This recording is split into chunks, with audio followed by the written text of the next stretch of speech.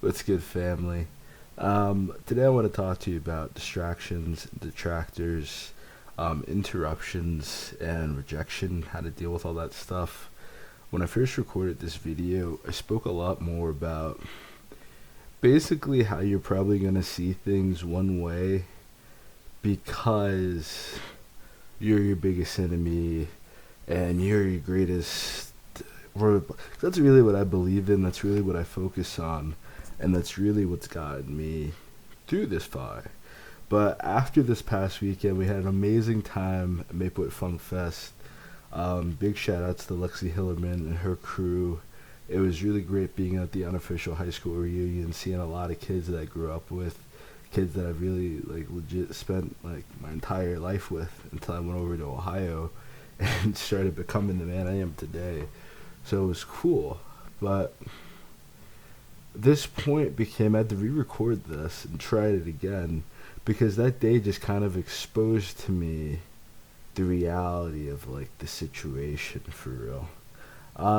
So I guess first up is distractions. Uh, I had a great time. Everyone there was amazing, and I'm not gonna make everything specific to Maplewood Funk Fest.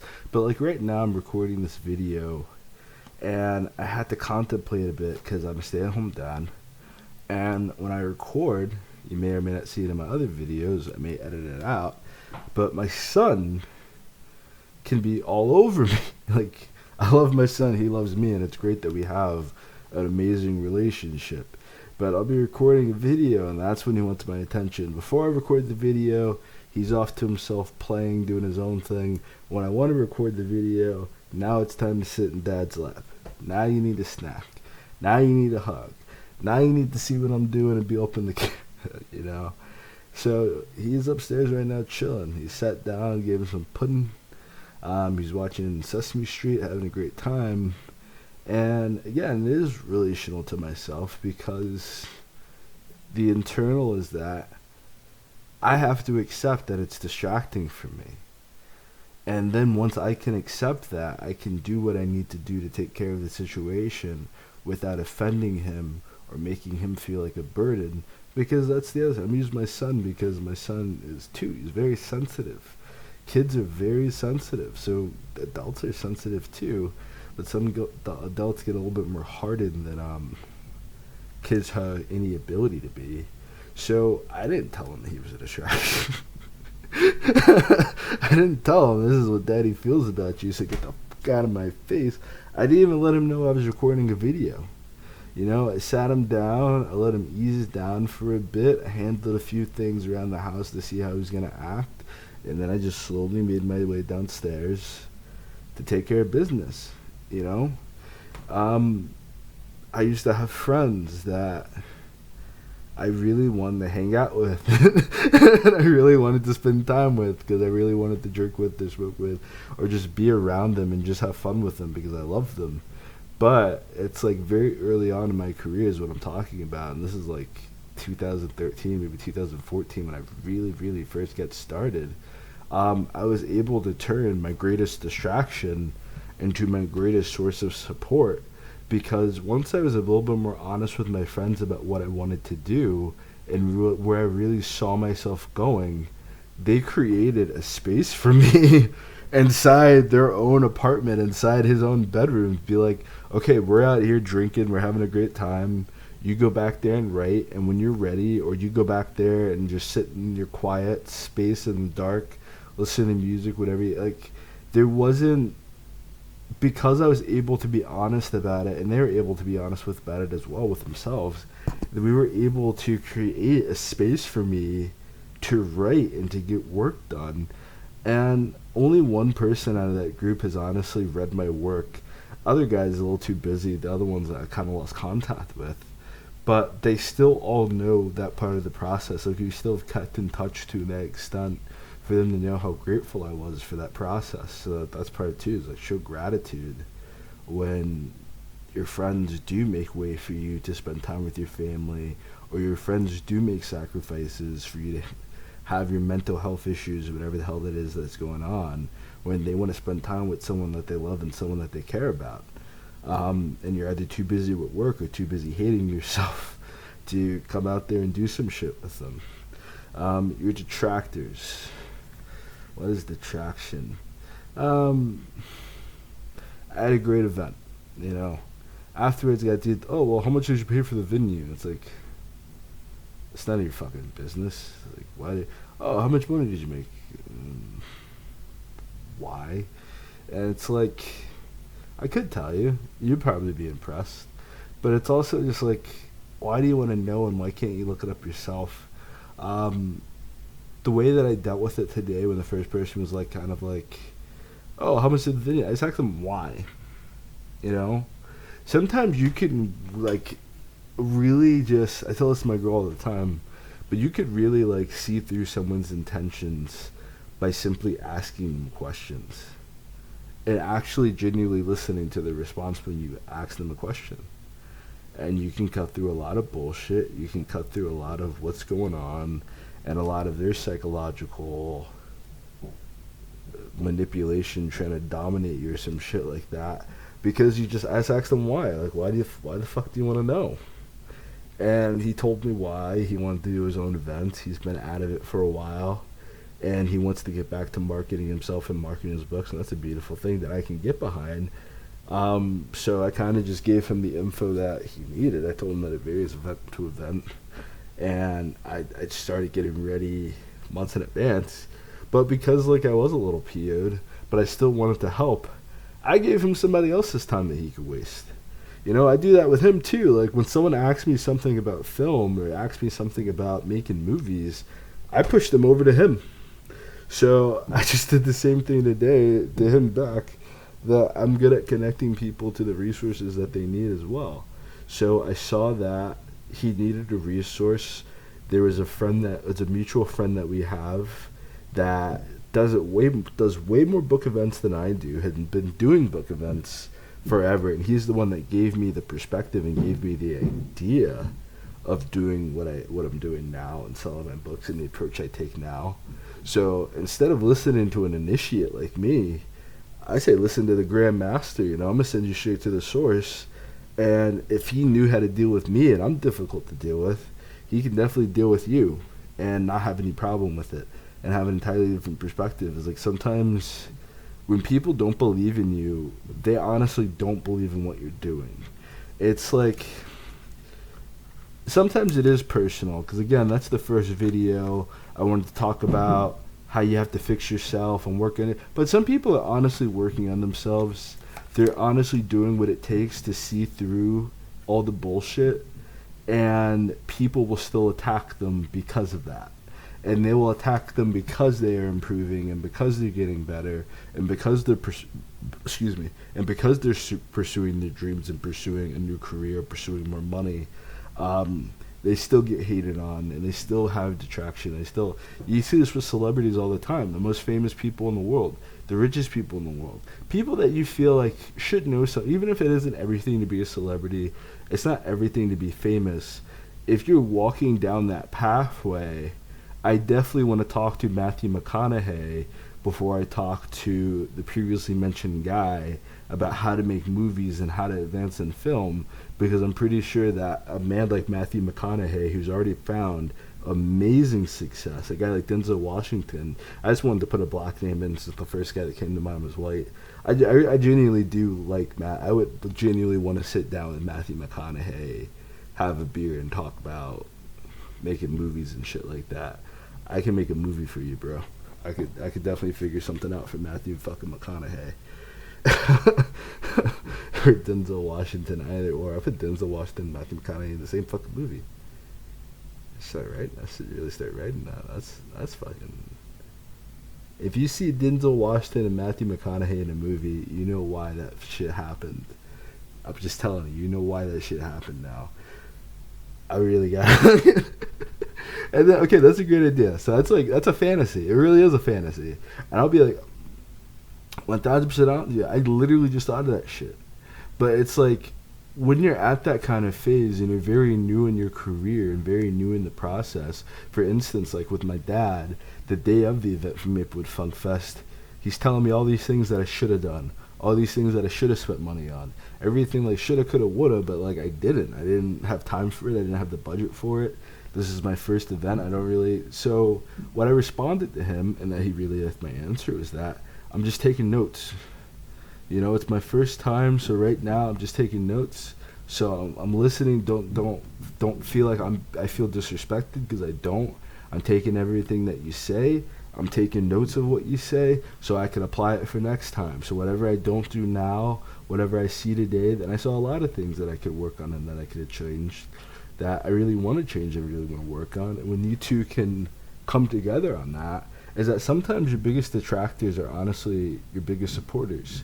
And people get offended by that because you think support is kissing your ass and making you feel good about yourself.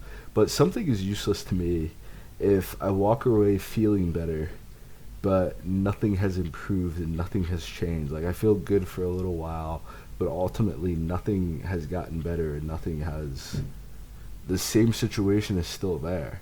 And then I end up spending more money trying to feel better. I end up spending more time trying to feel better, when the solution might take a little bit more energy, but it's a lot easier to just fix my problem and to just solve what I'm going through than to just be perpetuated into the same shit over and over and over again.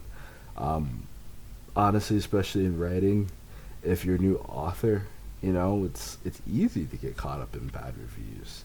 It's easy to get caught up in people telling you that they'll read your book and they never do. But it also happens to great writers as well. It happens to best-selling authors as well. Not everyone who buys a book is going to finish the book. And it doesn't matter why. I mean, it does matter in a more specific way. Maybe we'll make a video on the specific reasons why people don't finish a book. But beyond any of that, if you accept certain things about life, the negativity is already expected. So you can control how you deal with negativity. You can't control negative people. You can't control how they treat you. You can't control how they feel about you. You can control yourself. And if you stop projecting negative things, if you stop doing negative things, if you do make yourself a paragon, I mean, the issue with a lot of you is that you are mediocre. You are shitty. You are everything, just like my dad telling me everything that I should have done. You're everything that he said. And what he said was the truth. And if you get offended, it's your fucking fault. It's not their fault. They're trying to help you. Honestly, a lot of you people don't. Well, I'll tell you what a detractor is. There's these group of girls. I literally have grown up with them my entire life. They should be somewhat like siblings or sisters at this point. Had an entire lifetime to get to know each other. And on their part, they just fucking didn't. I did. I observed. I got to know them. I asked questions. I interacted with them. But it's like, one girl I've known since kindergarten. It's like, you've tried to act like you're better than me since we were fucking 5. So when they saw me at the event, they saw my books, they saw that I was living my dream. I waved at them, whatever, because I didn't give a shit. Some of them waved back. They noticed me, made eye contact, or made the eye contact, and they looked around themselves at their group, and they continued to make eye contact, like they wanted to come over and say hi, but they just fucking couldn't because of the group ego going on or whatever. That's a detractor. Someone who, even when you're shining and even when you're really in your moment doing your thing, they still really try to put themselves above you, or they try to ignore you or act like you're not there so they don't have to comprehend your existence. A detractor isn't someone commenting on your video or someone telling you that you're argumentative or that you're filled with hatred or rage or something like that. Because if you're sitting over the internet, this is shit that I've heard about myself. Because if you're sitting over the internet and someone's picking this up on you, it's probably the truth, and I had to work on that. I had to calm the fuck down a lot. And I just don't deal with a lot of people at all anymore. Oh, sure, bud. Yeah, alright. That's how you feel. That's how you think. And I think that's beautiful. And that's good for you. But it's not for me. I just don't. It's say less. That was a great term in Jersey. People use all the time. It was say less. You don't gotta have a whole fucking conversation about this shit. It's not all the time. Interruptions. Interruptions are a bit like distractions. But interruptions are things that kind of they're just there to fuck you up, It's like you're sitting on the computer, you know you gotta do social media, you know you gotta like clear out your emails, you know you gotta do your email marketing, and then you just got caught scrolling on fucking Facebook or scrolling on fucking actual work to do on Instagram, and you can do real work on Instagram, and next thing you know you're just fucking scrolling on fucking Instagram, just looking at dumb shit. It's been looking through fucking stories and shit like that, and it's like interruptions are time sucks. Interruptions can be addictions. Interruptions can be habits. A lot of it for authors is that you guys just aren't disciplined. That was another thing in the first video too. Was a great discussion about discipline. You're not a real author. You're not a real writer. I heard someone talk about that today, not specific on this subject, but it was an interruption in her career because it's something that just kind of bumped her process. Is that she's not a real writer. She's not a real author. She's not writing real books. You know, she writes short stories and stuff like that. I write short stories too. I think it's fun. I think it's cute. I think it's a nice little side hobby that I do so that people that enjoy my writing can stay in touch with my writing. But it's not my professional portfolio. It's not my finished pieces. It's not my work in progress. Like, it's just some shit I can do on the side. And she wrote a book. Shit's too fucking short. And it's like, an interruption is really when you're blaming something else for your lack of focus. So she can't add any spinal text to her book. And her book is like a fucking pamphlet. It's like this goddamn big, you know? This is the jacket of a book. It is this big. Maybe this big. Maybe this big, you know? It's like a story. I read a book, Why Can't You Share Him? It's shorter than that. And I finished Why Can't You Share Him? I read it publicly aloud for people in about 2 hours or so. So it was a really fucking short book. With breaks, with pauses, with tangents, and about 2 hours total read. It's shorter than that. It's like a 90-minute book or something like that. You can't fucking publish that to print. Why would you? And it's like, sometimes like we really do make our interruptions.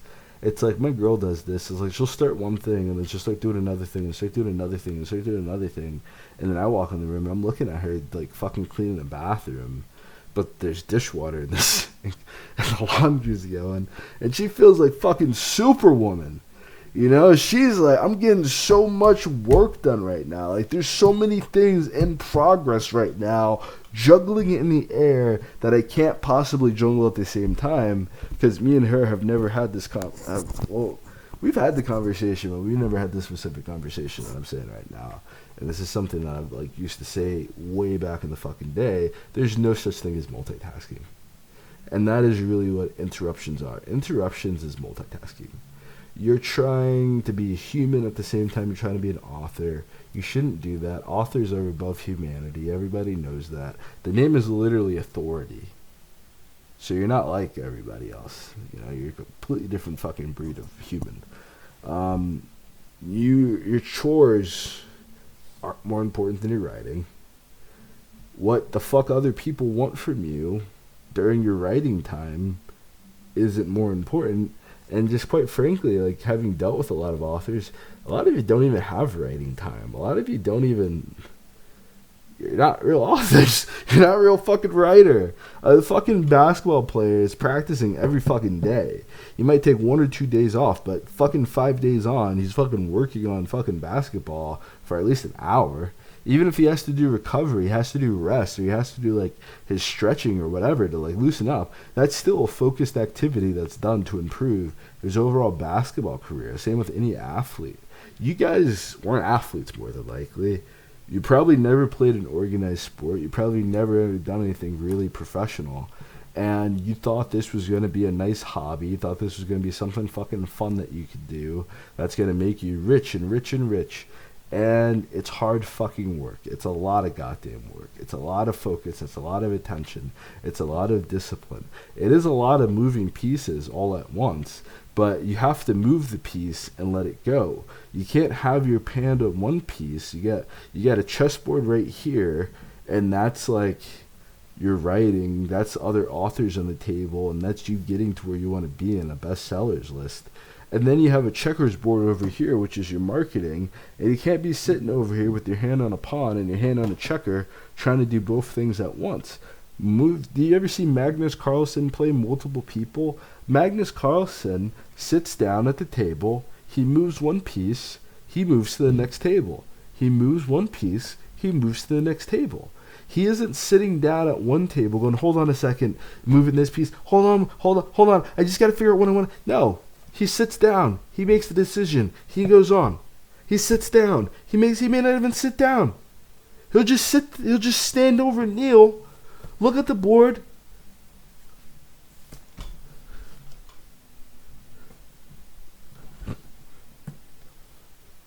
And it's all in his head. All 5 boards, all 7 boards that he's playing at once. It's all up there. You have to get better at utilizing your brain. You have to get better at utilizing your mind. A lot of you don't want to think. You can't be an author and not think. A lot of the issues that we face as authors, it's really common. For me, it became common sense. When I started reading again, and I'm sorry, I'm shouting at you. I'm sorry, you gotta hear me. There's a microphone. I apologize for that. I got really into it. I got really intense. My bad though. But when I started reading again, and I really started seeing things again from a reader's, because I lost that from writing for a while, but I really started to get back into a reader's perspective on what to do. It's like, no shit, a lot of the things I was doing wouldn't work, because there's things, it's what I would never do it. As a reader, I wouldn't do it. I wouldn't buy a lot of my books. I wouldn't have bought my books because they're bad. I wouldn't have bought my books. It's that I understand better now how a reader decides how to purchase a book. I understand better now as a reader, not just as a writer, not just as a publisher, not just as an editor, not just as a marketer or a promoter, but as an actual reader, why a reader buys a book, who readers buy books from, where readers buy books once again, and the drive and the issue with a lot of readers in finding affordable books. That's a big thing, because there's some books that I would love to read, but the decision between, okay, I put $24 down now to get this book, it's going to take a week to get here, and the baby needs diapers, the kids need food, shit like that, that kind of thought process, whatever. Maybe there's something else I want to get in the interim. That's the rejection factor, is that sometimes you're not being rejected. Sometimes you're just not the top priority. And that's not a problem. You really shouldn't get offended. And if you do get offended by that, you're more than likely a narcissist. You're more than likely a sociopath. And your real issue is your ego. The real issue is that you're not healthy. I did door-to-door marketing. 90% of my day for about 2 to 3 years was just rejection. Before that, I wanted pussy. I wanted women. I was single. And a lot of that was fucking rejection. And I would put it the first time with the ideas of women. A woman's not always rejected. I had a lot of women found me attractive, would have loved to have had sex with me. But, the idea of it was, if I fuck you, we get pregnant, we have a baby, or I have sex with you and I like it, and I like being with you, I like being around you, I gotta figure out if I really got the time budget, the financial budget, the emotional budget to deal with you. And sometimes you don't. Sometimes people aren't ready for a relationship. And you're not being rejected because they think you're ugly, or you're being rejected because they don't want to be with you. You're being rejected because you don't fit into their life, Right now, I reject a lot of women nicely, because I'm already have a family. I'm already in a relationship. I'm not married yet. I ain't got a ring. I don't really post. I'm very private, so I don't post anything on my family. It'll be very hard to know that I have a family. I still have to say no, regardless, because it's The fuck am I? I'm about to ruin my whole fucking life when I could just get pussy already. I already got the, I love her and I care about her, whatever. But it's like I couldn't imagine cheating for any other reason than sex. I couldn't imagine just falling in love with someone instantaneously because I'm very picky and I'm very like decisive in what I do. I couldn't imagine cheating first and foremost. And then I couldn't imagine cheating for sex. I couldn't imagine cheating for things that I already have available to me. It just seems silly. Some people do that, and some people enjoy that. I can call her right back.